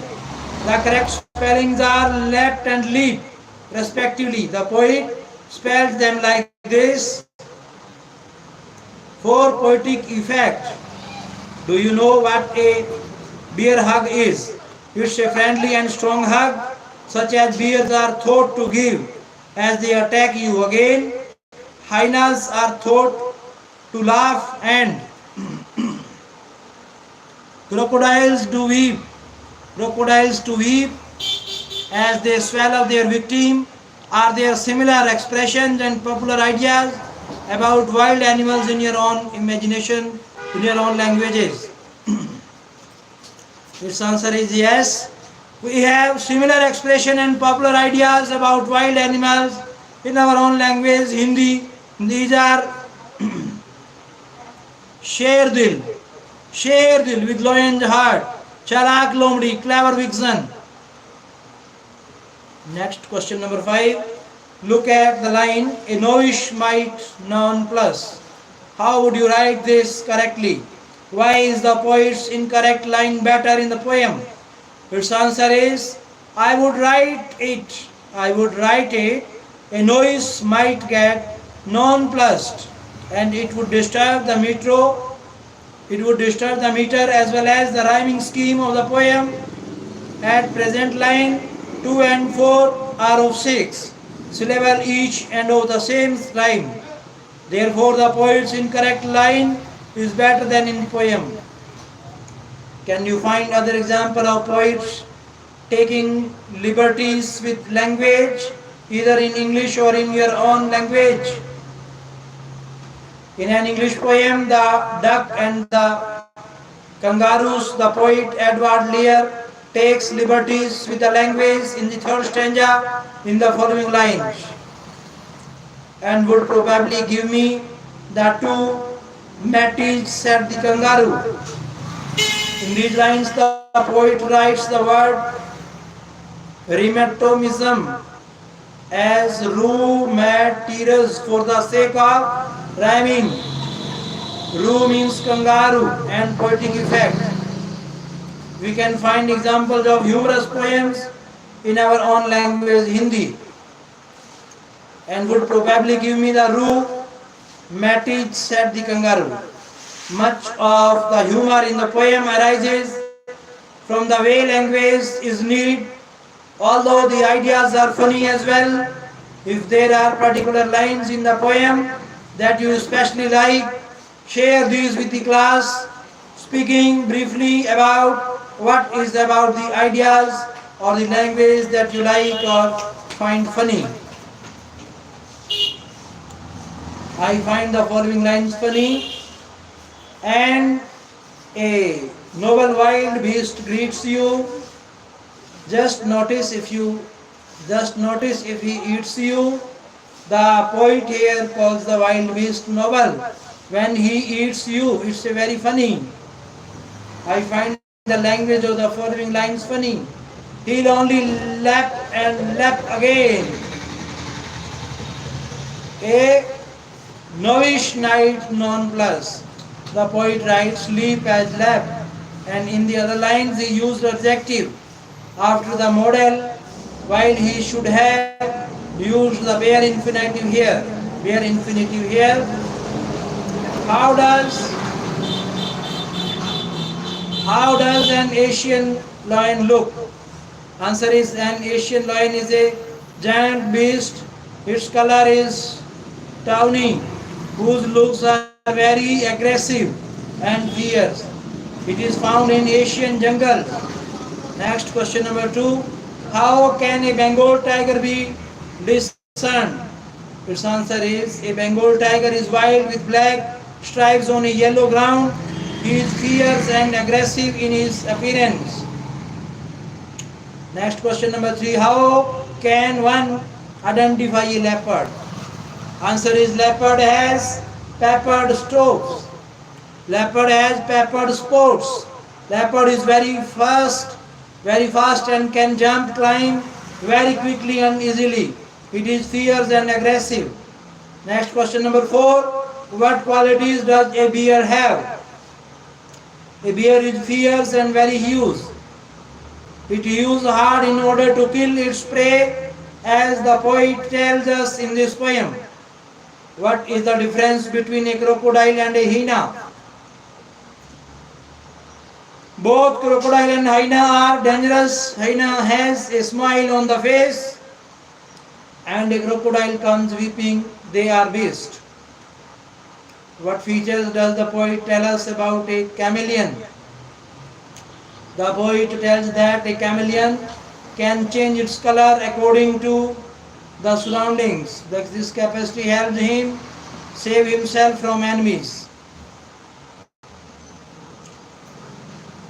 Why are all these animals called the beast of prey?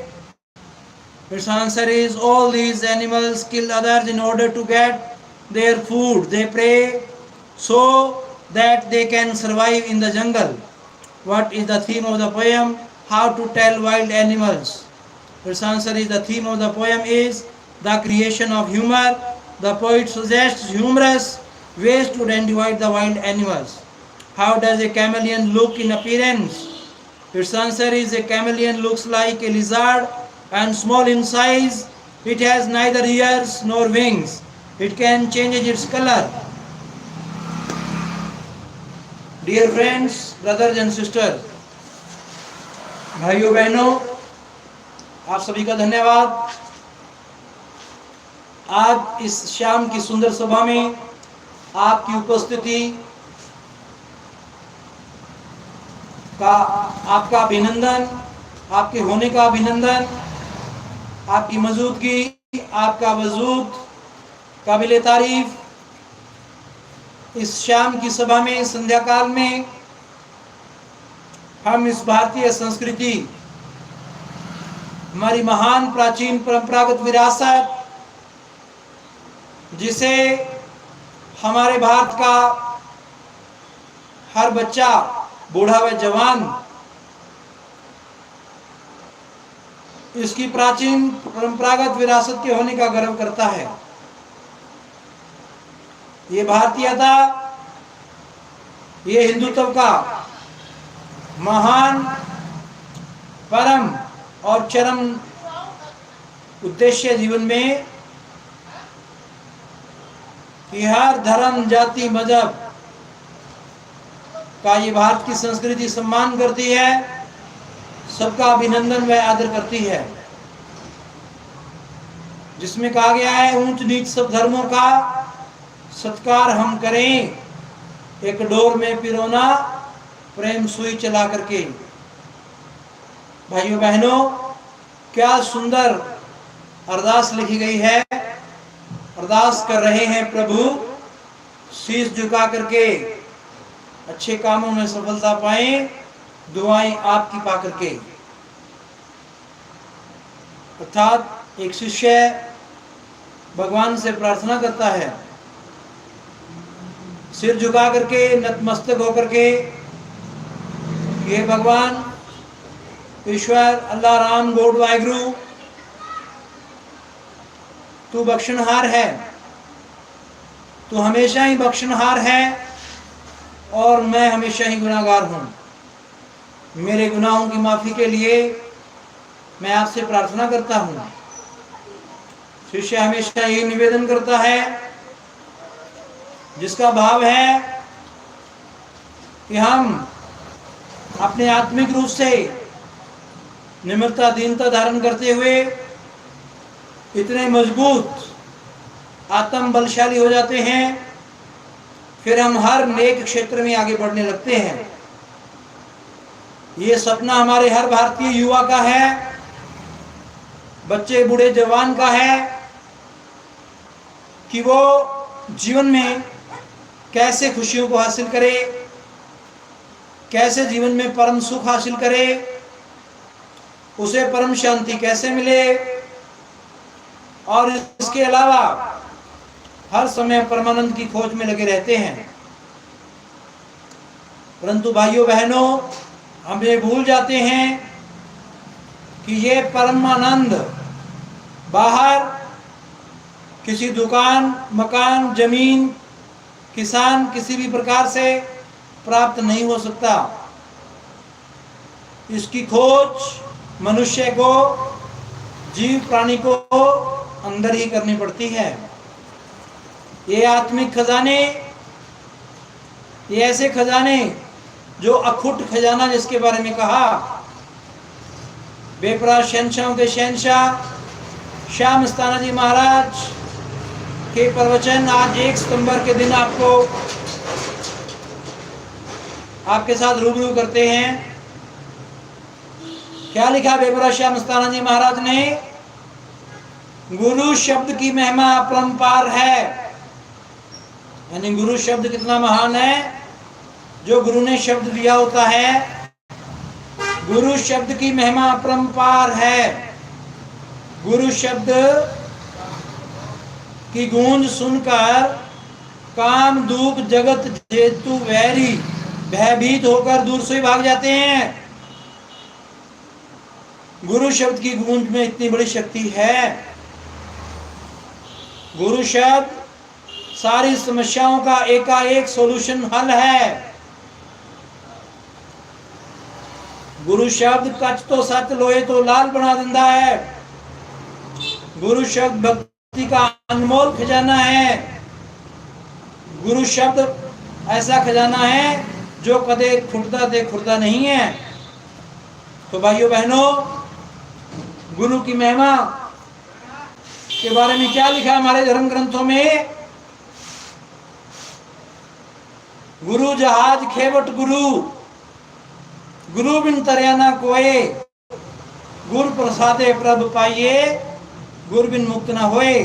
संत कबीर जी ने लिखा, गुरु गोविंद दोनों खड़े, काके लागू पाए, बलिहारी गुरु आपने, जिन गोविंद दियो मिलाए।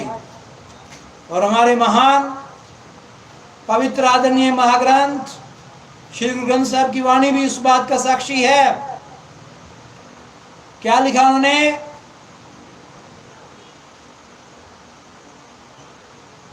गुरु गूंगे गुरु बावरे, गुर कह रही है दास, जे गुरु भेजे नरक को, स्वर्ग की रखी आस।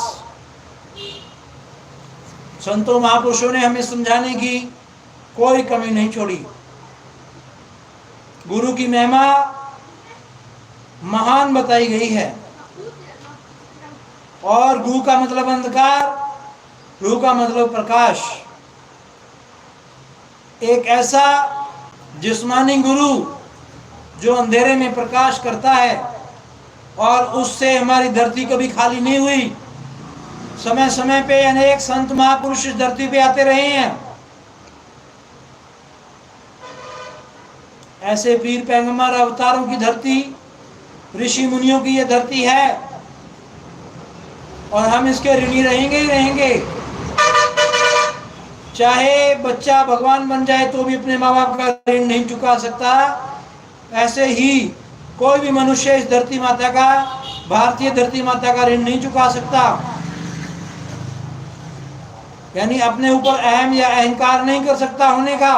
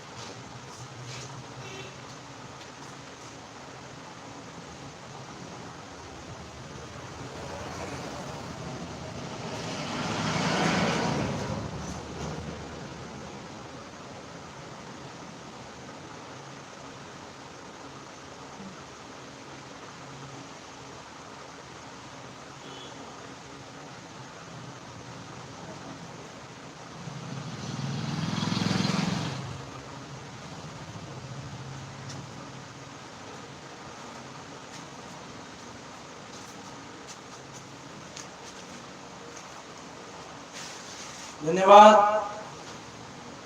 आज की सुंदर उपस्थिति में हम महिमा कर रहे हैं गुरु की। क्या लिखा हमारे गुरुओं ने?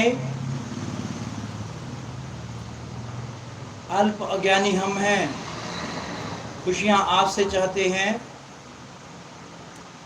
अल्प अज्ञानी हम हैं, खुशियां आपसे चाहते हैं। ऐसा आत्मबल देना, बुराइयों से रखें बचा करके, अरदास कर रहे हैं प्रभु शीश झुका करके।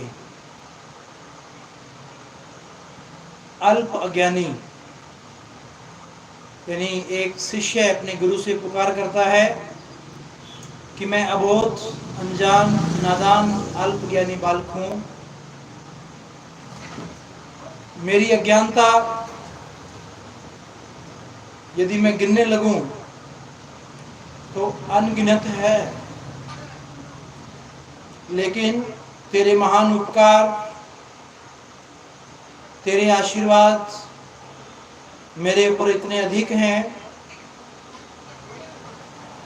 कि मुझे परवाह ही नहीं रहती।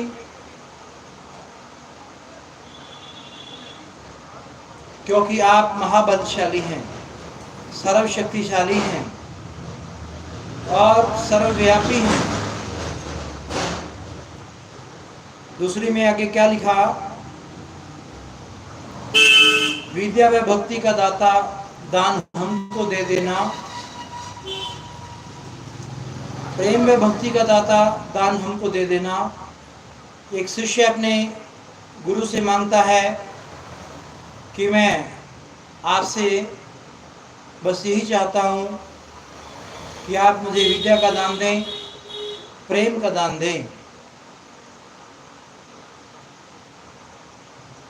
और इससे बड़ी उम्मीद उसकी नहीं होती और ना ही वो सोचता है, ना ही वो ज़्यादा कुछ पालता है। फिर कहता है, नफरत झगड़ा निंदा जड़ से मुका दो जी, जड़ से मिटा दो जी। पारिवारिक के बाद में सामाजिक तौर पे वो ये चाहता है कि हर किसी के साथ उसका प्रेम बढ़ता जाए और दुनिया से नफरत की भावना खत्म हो जाए। नफरत झगड़ा निंदा जड़ से हटा दो जी, जड़ से मुका दो जी। प्रेम की गंगा बहा दो, प्रेम की गंगा बहा दो रहमत की वर्षा करके। जब तेरे प्यार मोहब्बत की रहमत की वर्षा होगी तो हमारे ऊपर नेचुरली प्रेम की गंगा बहने लगेगी। एक शिष्य अपने गुरु से अरदास करता है। कैसी होती है उसकी अरदास? ऊंच नीच सब धर्मों का सत्कार हम करें, सम्मान हम करें, एक डोर में पिरोना प्रेम सुई चला करके। अरदास कर रहे हैं प्रभु शीश झुका करके। माँ बाप व देश का नाम ऊंचा हम करें, माँ बाप व देश का नाम ऊंचा हम करें। ऐसा बना दो कि खूब हम पढ़ें। फिर लिखा आगे, क्या लिखा? गुरु सखा मीत सब तू है, विनती कबूल कर लेना। गुरु सखा मीत सब तू है, विनती कबूल कर लेना। अच्छे कर्म सभी करवाना, अंदर से समझा करके अरदास कर रहे हैं प्रभु शीश झुका करके। भाइयों बहनों, हमारी ये अरदास पल पल की अरदास होनी चाहिए। यदि हम एक पल भी अपने गुरु को विसारते हैं तो उसकी भी हमें सजा मिल सकती है। फिर हम ये दावा नहीं कर सकते कि मैं फला गुरु का शिष्य हूँ, क्योंकि उसको विसारना ही सजा है, उसको भूलना ही सजा है। क्या लिखा बेपरा शहंशाहों के शहंशाह शाह मस्ताना जी महाराज ने अपने मुखारबिंद से? कलयुग विच दीनता नम्रता जरूरी है। ज्यों ज्यों फल लगता जाए, त्यों त्यों डाली झुकती जाए। यूं ही ज्यों अंदर तरक्की होती जाए, उतनी ही निम्रता दीनता लानी चाहिए। गरीबी, बीमारी और निरादरी मालिक की मेहर समझनी चाहिए। जो सतगुर बाहर से ठोकता है, अंदर हाथ भी दे के रखता है। तो देखो कितने महान महिमाशाली शब्द गुरु ने हमारे लिए उच्चारित किए हैं। फिर लिखा, गुरु का भजन सुमन करना अल्लूनी सिल चटना है। भजन भी करे और बताए भी ना, बार दिखावा नहीं करना, छुपाना है। क्या लिखा आगे बेप्रभा जी ने? वरी तुमको जो सिमरन दिया है बहुत ताकत रखता है, इससे जो चाहो काम हो सकता है।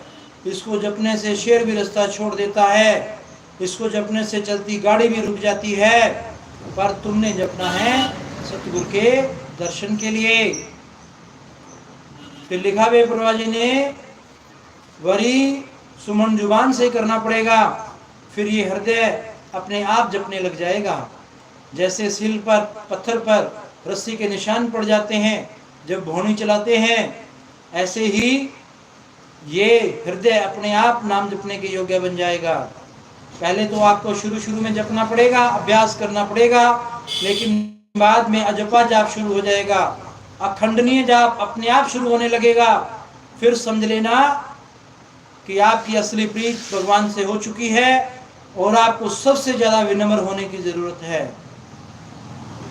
तो भाइयों बहनों, बेप्रभा जी ने और क्या लिखा है?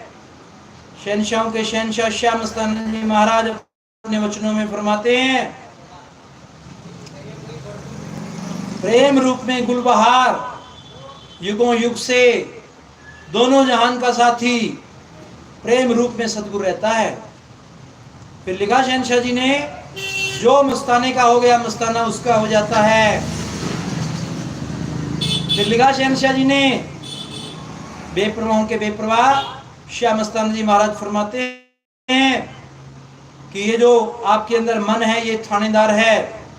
ये 5 सिपाही, जो 5 जिसको चोर भी कहा गया, सिपाही भी कहा गया, इनका सरदार मन बताया गया। इनका थानेदार सरदार मन है। काल ने वकील मन ऐसा बनाया, काल ने वकील मन ऐसा बनाया, हर एक जीव के साथ बिठाया, हर एक जीव के साथ में बिठा दिया और इस आत्मा को चैन नहीं लेने देता, आत्मा को घेरे रखता है।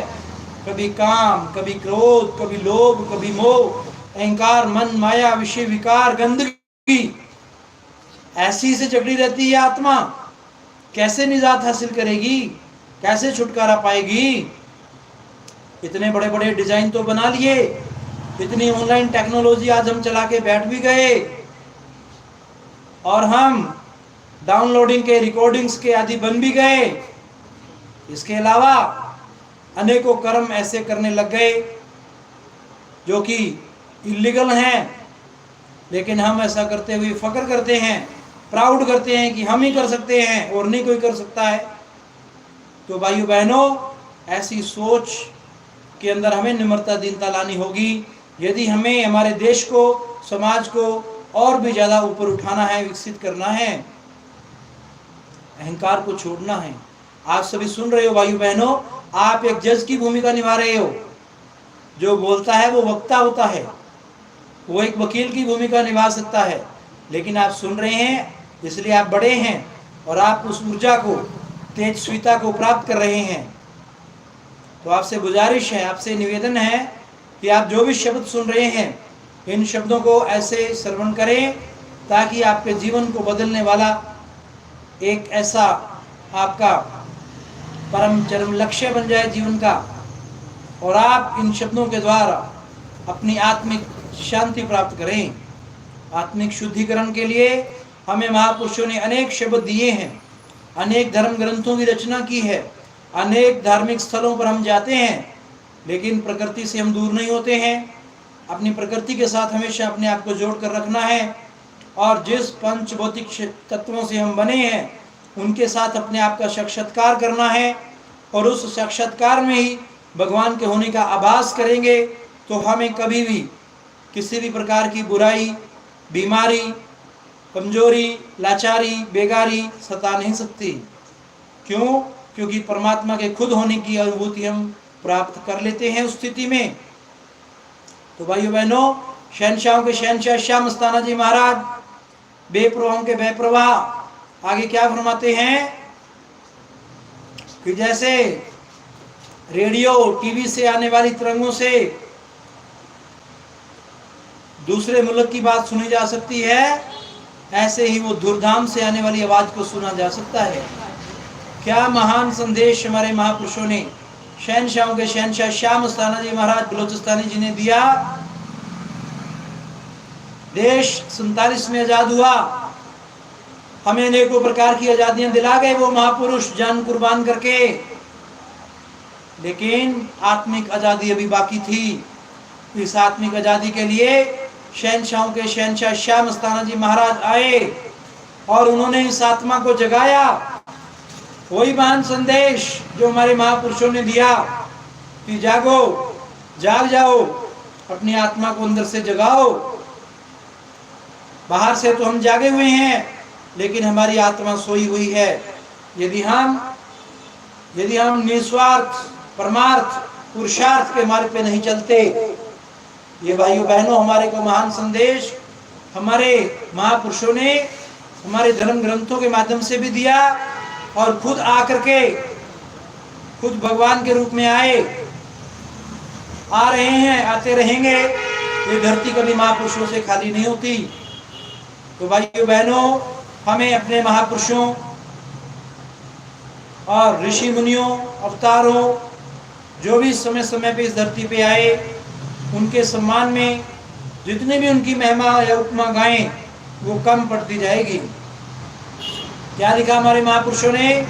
गुरु की महिमा कम पड़ जाती है जब हम सारी धरती को भी कागज बना लें, पूरे समुद्रों की घोलकर शाही बना लें, सारी वनस्पति की कलमें बना लें और फिर गुरु की महिमा का गुणगान करने लगे तो भी नहीं गा सकते। इतनी महान गुरु की महिमा हमारे सभी धर्म ग्रंथों के अंदर बताई गई है। अब गुरु हमारे सभी देवी देवता हमारे हिंदू धर्म के गुरु हैं और श्री गुरु नानक देव जी महाराज ने लिखा, पवन गुरु पानी पिता माता तरत महत, यानी धरती हमारी माता है। तो कोई भी जिसके साथ चाहे परिवार है या नहीं है, उसे इस बात की चिंता नहीं होनी चाहिए, क्योंकि वो 5 तत्व का भौतिक पुतला ही है और वो हर समय हर जगह हर पल उसके साथ भगवान की स्तुति, भगवान की मौजूदगी है। चाहे वो किसी भी व्यवसाय से जुड़ा हुआ है, चाहे वो कैसा भी छोटा या बड़ा व्यवसाय करता है, उसमें उसकी कर्मठता होनी चाहिए, उसकी लगन होनी चाहिए और उसे ईमानदारी से निभाना चाहिए ताकि वो उसका परम सुख प्राप्त कर सके। तो भाइयों बहनों, ये बड़ा ही सुंदर समय भगवान ने दिया जिसके अंदर हम देखते हैं कि भगवान ने हमें कहा, बताया कि आपके अंदर अगर आत्मबल है तो आप हर क्षेत्र में सफलता प्राप्त करते हैं।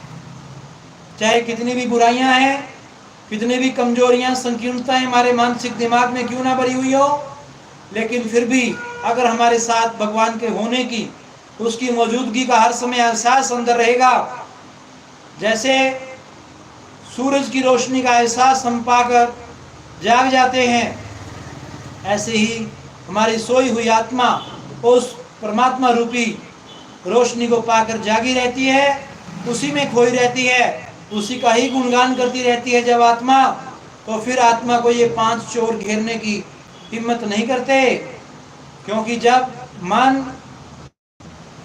माइंड इतने पावरफुल हो चुके हैं कि आज इस आधुनिक समय में हम दिन प्रतिदिन अनेक प्रकार के इलेक्ट्रॉनिक डिवाइसेस का, टेक्नोलॉजी का, इंटरनेट का दिन प्रतिदिन अपने स्वार्थों के लिए प्रयोग करते तो जा रहे हैं, लेकिन दूसरी तरफ अगर हम ये जाने कि जो इसको बनाने वाला माइंड है वो कितना शक्तिशाली है, किसने बनाया इस दिमाग को, कौन बोलता है अंदर, कौन सोचता है, कौन देखता है, कौन खाता है, कौन पीता है, ये सारी चीजों के रिसर्च में जब आत्मा जाती है तो फिर ये अपने परम पिता परमात्मा को याद करती है कि तू कैसा है, तू कहाँ रहता है, तू कौन है।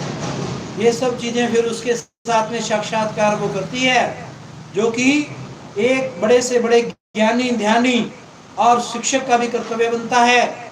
चाहे वो किसी भी महान विद्यालय, महाविद्यालय, विश्वविद्यालय में पढ़ाई क्यों ना कर रहा है, अगर उसकी आत्मा 5 चोरों से मुक्त नहीं है, गंदगी से लिप्त है, तो इसका अभिप्राय ये है कि वो अपने असली मकसद को नहीं जान रहे, उनको अपने असली लक्ष्य को नहीं जानना आ रहा।